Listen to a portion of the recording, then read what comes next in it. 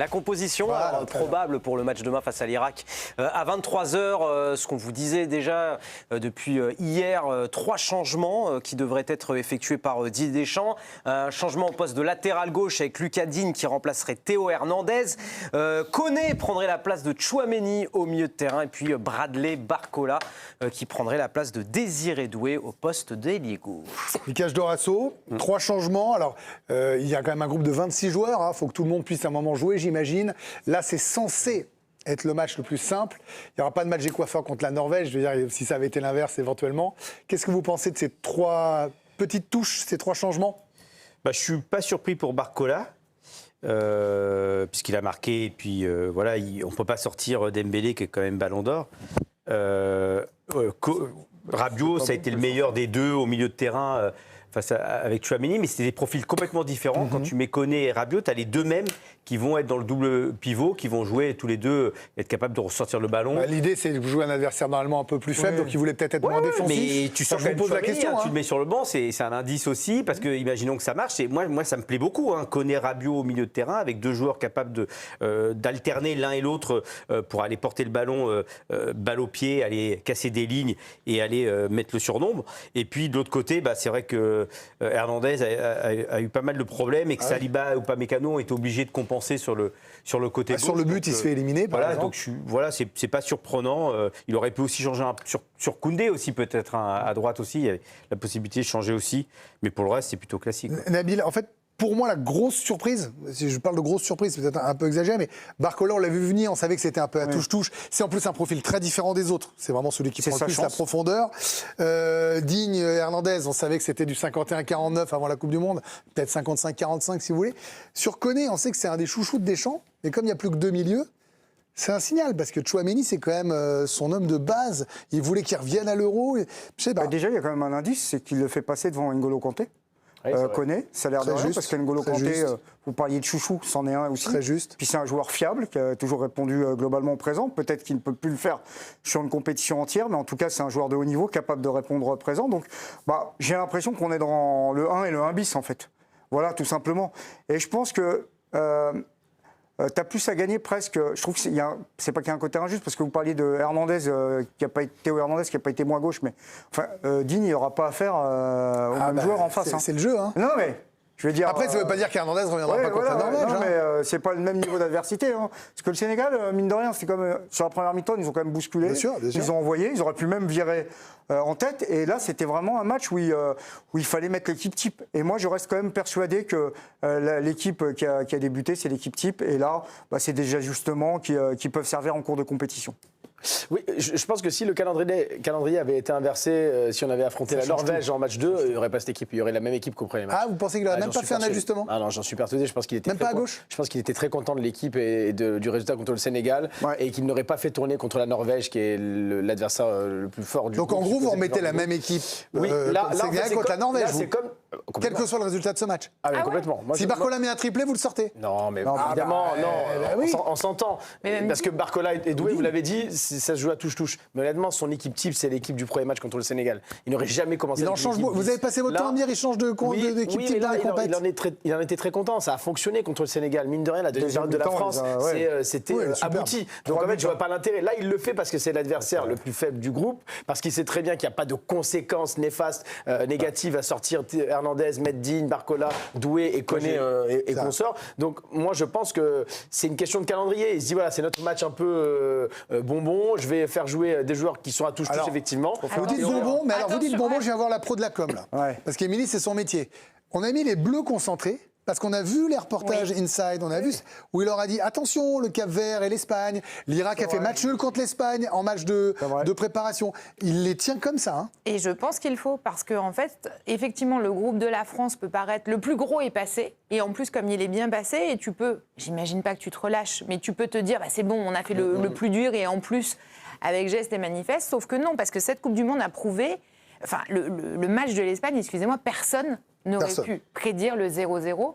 Et je pense que malheureusement, sur un mondial, dans une euphorie, tu as aussi les équipes qui veulent se taper la France, ou en tout cas les déranger. Et c'est normal, en fait. Après, l'Irak a pris 4-1 contre la Norvège. Personne n'a Mbappé au Élysée dans son équipe. Oui.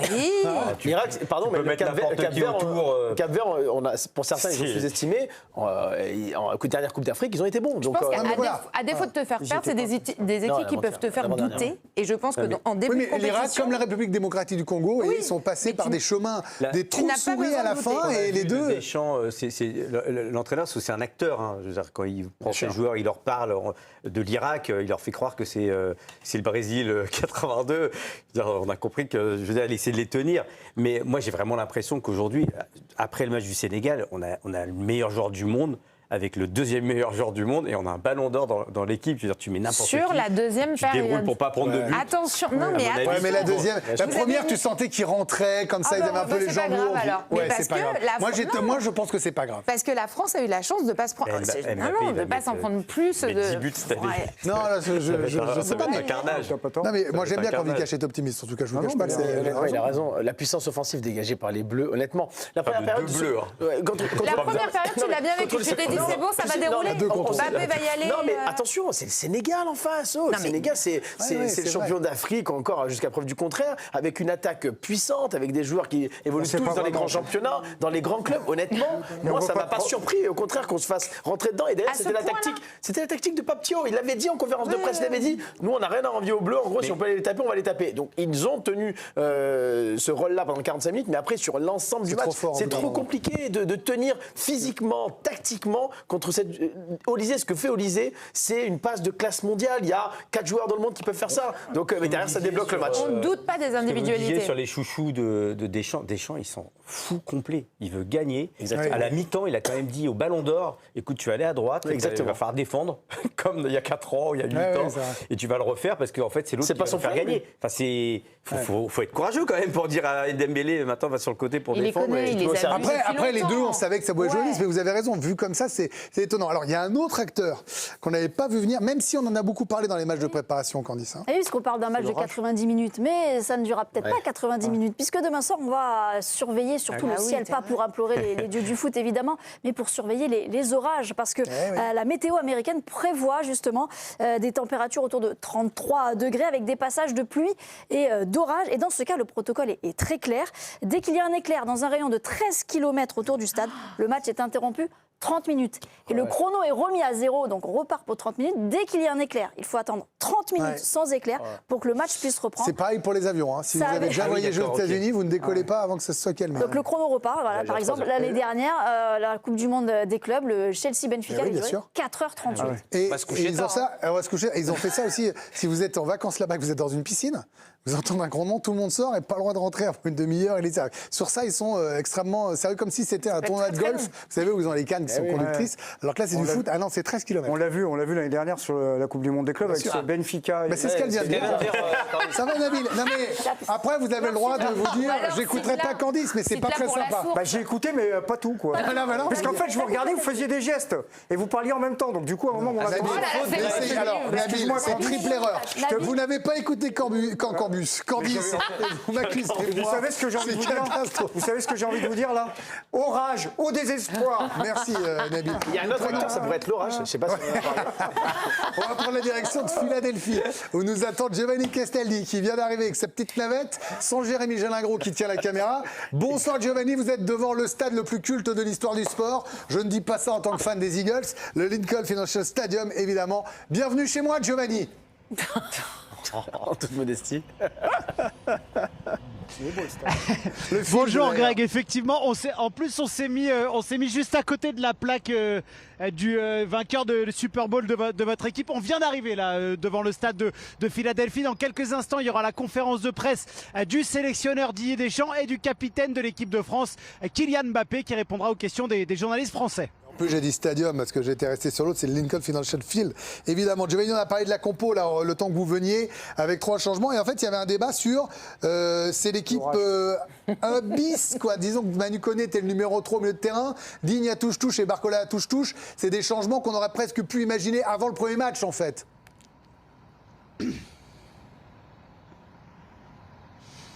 Pour ce qui est de Manu Koné, tout de même, ça reste une surprise, tant Aurélien Tchouaméni est un membre essentiel du sélectionneur de l'équipe de France. La paire avec Rabiot avait donné pas mal de satisfaction. D'ailleurs, Didier Deschamps a pris du temps pour expliquer au milieu de terrain madrilène que c'était pas du tout une sanction, c'était afin de le ménager. Là, c'est pour maintenir son groupe sous pression. Sur le côté gauche, en revanche, je vous rejoins.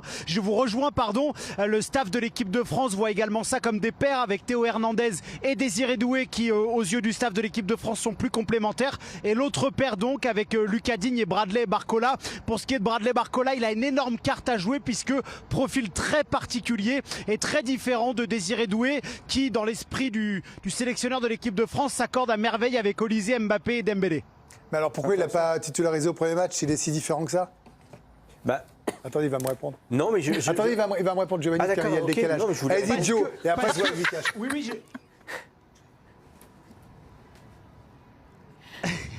Oui, parce que Désiré Doué était dans une forme très énorme, ça serait trop fort, mais il était dans une forme athlétique qui était importante. Il avait une dose de confiance importante également. Il y avait aussi, par rapport à un adversaire comme le Sénégal, la faculté à Désiré Doué de parfois venir densifier l'axe du terrain, là où Bradley Barcola est vraiment un ailier pur et dur.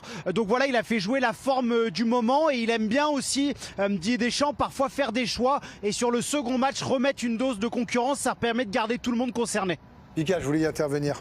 Non, quand il bascule Olysée dans l'axe et Dembélé à droite, l'attaque française elle commence à aller sur le côté droit. Tout le monde joue à droite et en fait tu libères complètement Barcola en 1 contre 1 de l'autre côté, tout le temps. Donc ils ont intérêt, que ce soit bloc haut, bloc bas, ce que tu veux, ils ont toujours ce type-là qui est là-bas, qui va se faire des 1 contre 1 ou des ballons dans la profondeur à jouer pour aller au but. Donc il avait intérêt à mettre Barcola à la place de Doué. Et d'ailleurs, dans la doublette, là où c'est intéressant, et c'est pas étonnant de la part de Deschamps, c'est de mettre Digne derrière lui. Parce qu'en fait, un Théo Hernandez très offensif, avec un Barcola qui va aller dans un contre 1 et parfois rentrer intérieur, tu peux laisser le couloir complètement vide derrière avec les centraux qui vont devoir à chaque fois combler sur le côté. Avec un Lucas Digne qui est beaucoup plus défensif, qui est beaucoup plus même abouti défensivement et beaucoup plus concentré, honnêtement, Barcola, il aura tout le loisir d'aller faire ses 1 contre 1 et de rentrer intérieur. Il est digne de confiance, quoi. Il est digne de confiance. Au désespoir, au orage. Giovanni, on parlait de qualif à assurer. Un match nul qualifiera l'équipe de France.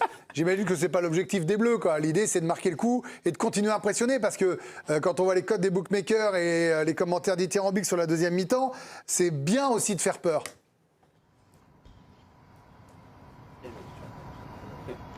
Ça, je pense que c'est un truc de journalisme, et je pense que le staff de l'équipe de France et les joueurs de l'équipe de France s'en fichent un petit peu. Pour eux, ce qui est important, c'est d'avoir de la confiance et surtout de se prouver des choses à eux-mêmes. Vous savez, quand on est une grande nation comme celle de l'équipe de France, c'est surtout se donner des réponses à soi, d'avoir des repères, d'avoir des automatismes. Honnêtement, les joueurs de l'équipe de France sont sur le même discours depuis le début de la préparation. Ils ont besoin de repères, ils ont besoin de s'ajuster, ils ont besoin de se parler, de se dire les choses franchement. Le delta, d'ailleurs, entre la première et la seconde période de l'équipe de France face au Sénégal est un indicateur important de la manière dont vit ce groupe. Voilà, les messages pour l'extérieur, ça nous fait parler nous, mais eux, ils s'en fichent. Oui. Merci Giovanni de dire que notre parole n'a pas de puissance au sein de Didier Deschamps. Vous êtes confiante, Émilie, pour le match de demain? Vous êtes confiante dans ce que vous avez vu en seconde mi-temps?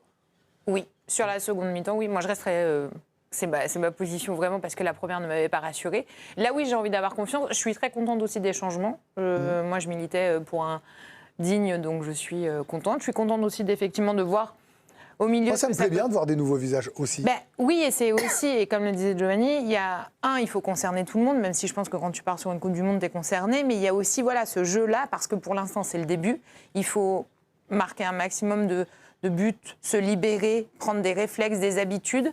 Il y a des joueurs aussi qui sortent de saisons très longues et compliquées. Donc, il y a tout un rouage à faire, et ne pas oublier que ce qu'on voit en club, c'est bien, mais la sélection, pour moi, tu rebats les cartes, en fait.